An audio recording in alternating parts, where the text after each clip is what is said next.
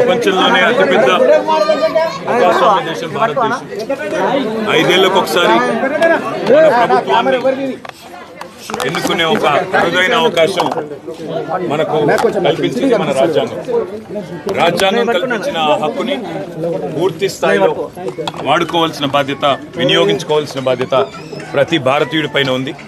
మనకు ఎలాంటి ప్రభుత్వం కావాలో, మనకు ఎలాంటి విధానాలు కావాలో, మనకు ఎలాంటి వ్యవస్థ కావాలో నిర్ణయించే అధికారం ప్రజాస్వామ్యంలో ప్రజల చేతుల్లోనే ఉన్నప్పుడు మరి ఈరోజు ఓటును విస్మరించి ఆ తర్వాత నిందించినా ఆ తర్వాత బాధపడ్డ లాభం ఉండదు. కాబట్టి తప్పకుండా అందరూ కూడా దయచేసి బయటికి రండి, ఓటు వేయండి.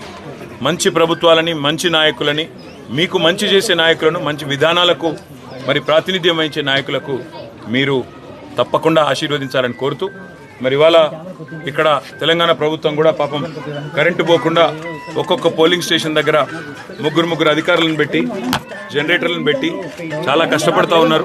వారికి కూడా ధన్యవాదాలు. అదేవిధంగా దేశవ్యాప్తంగా పోలింగ్ ఏర్పాట్లు మరి సజావుగా జరిగే విధంగా నిర్వహిస్తున్న ప్రతి ఉద్యోగికి కూడా హృదయపూర్వకంగా ధన్యవాదాలు తెలియజేస్తూ ఇవాళ దయచేసి బయటికి రండి, ఓటు వేయండి. అందరూ కూడా మరి బయటికి వచ్చి ఎలాంటి ప్రభుత్వం కావాలి, ఎలాంటి ఆలోచనలతో కూడిన రాజకీయం కావాలి అనే దిశగా మీరందరూ కూడా దయచేసి తప్పకుండా బయటకు వచ్చి ఓటేయాలని కోరుతూ, నేను తెలంగాణ తెచ్చిన పార్టీకి, తెలంగాణ తెచ్చిన నాయకుడికి నేను ఓటేశాను. మీరు కూడా ఓటేయాలని విజ్ఞప్తి.